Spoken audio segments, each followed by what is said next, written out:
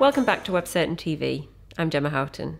Today I'm joined by Steve Lok, who's Head of Marketing Technology and Operations at The Economist, to talk to us about brand and the challenges the publication has faced with its brand and also how it responded to that. So, hi Steve, thank you for being here. Thank you.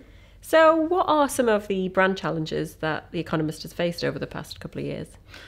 It's an interesting question because The Economist is a well-known global brand with different perceptions in different countries around exactly who we are targeted towards.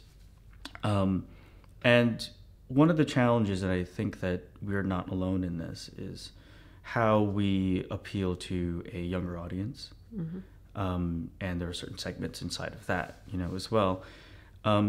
Because, like it or not, The Economist is seen by many as being a sort of professional, white-collar type of publication that maybe they may believe it's around economics only, politics only, or just generally only around business, when it is actually much, much more.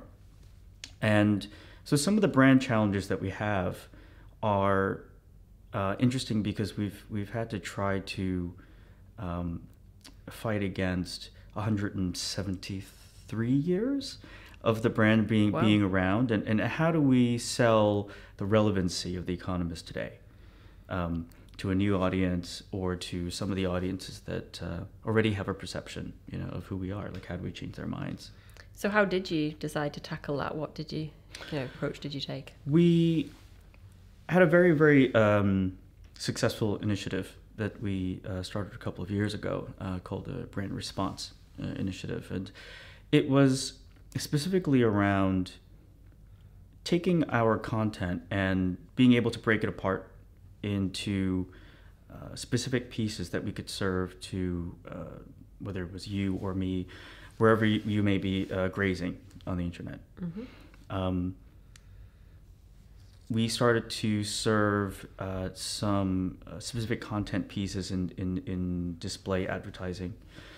If you were reading an article about deforestation, right, we would find you and we would serve you something that was about the environment, maybe, or maybe it was about deforestation in Brazil, or something that would be competitive, but it also would communicate to you, hopefully, that we also had this content, and this content was something that was part of the regular canon of Economist content, and we try to stay topically relevant. Yeah.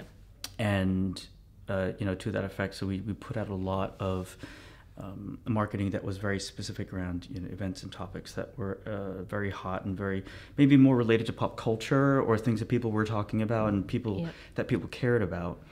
And really putting money against it to make that content show up where you are looking when you're looking at something that's related. So what kind of messaging and what kind of visual appearance did your content have? How did you make it stand out? I'll answer that question in sort of two prongs. Okay. I think there's been a lot of discussion around the power of dynamic advertising these days, and certainly we have a trove of content to draw from. Mm-hmm. Lots of evergreen stuff, lots of new stuff, stuff that comes out every day. But we found that actually visuals and creative were just as important as a compelling headline, a compelling piece of content. If nobody really wants to look at a thing, especially when you're working in a visual medium, they're not opening a magazine, going through, page by page and reading like a book. When you're operating on a visual medium, we had to be very, very creative around how we were presenting text to people. Yeah. So there was a really great spot that we did as part of this particular initiative. That was called the 10-second ad, or the 10-second story. Okay.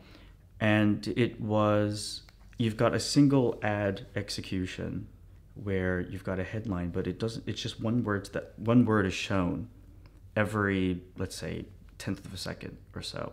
And so it flashes at you, and you can read the entire thing without moving your eyes. And it was this really, really, really interesting way to communicate visually textual information that wasn't quite a video. It wasn't quite, a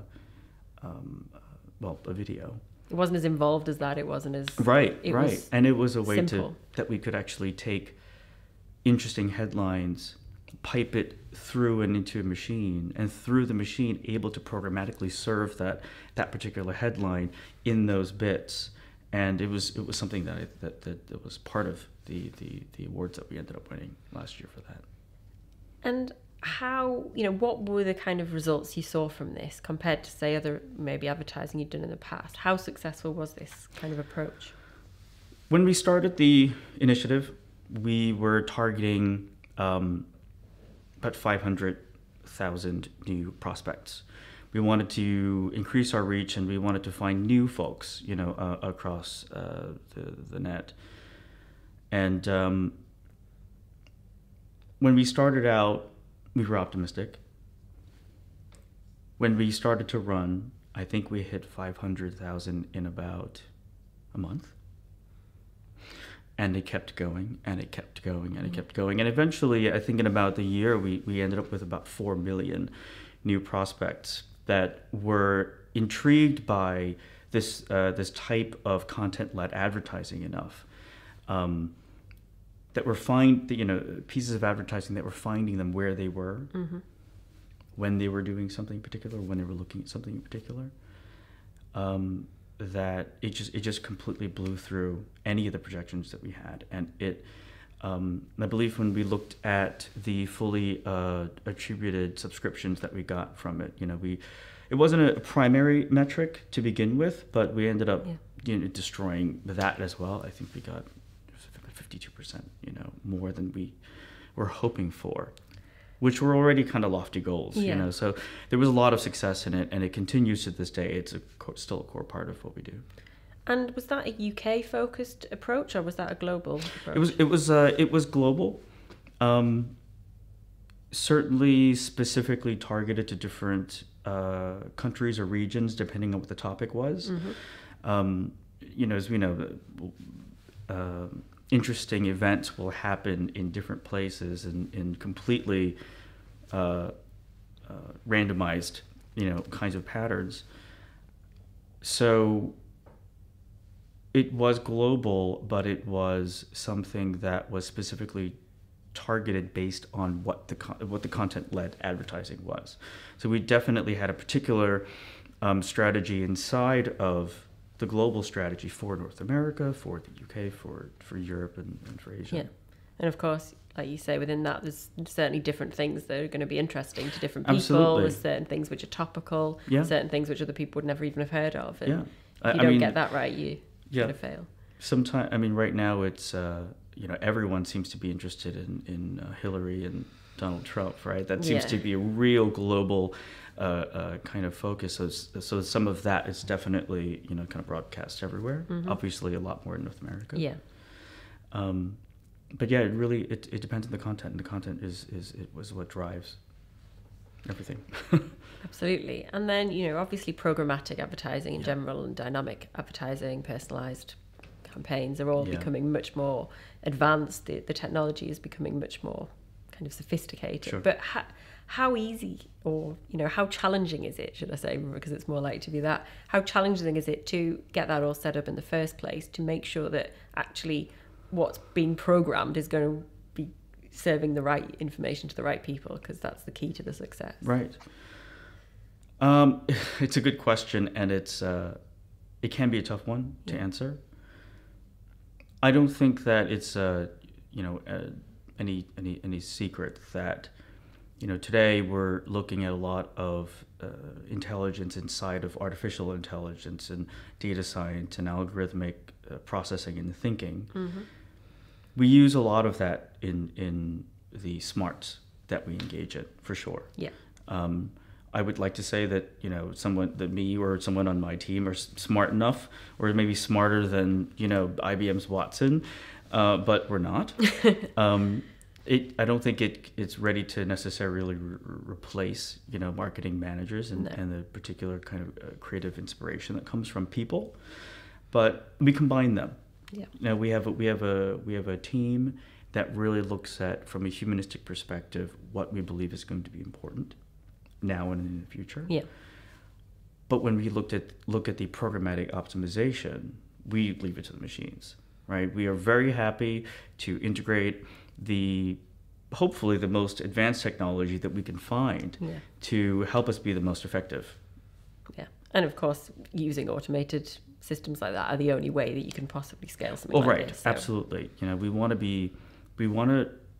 want to have an amplification of scale, but we also want to be very specialized. Yeah. And the only way that you can do that is really with a layered technology strategy.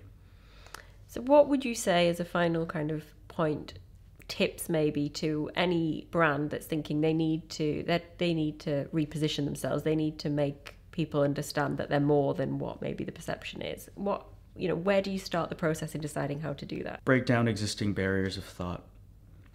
And I'm a technologist at heart. My background is in development, and it's also into biology as well. And I don't know really how I found myself, in this position. You can ask my manager, but we're operating in a place now that is not about traditional digital marketing anymore.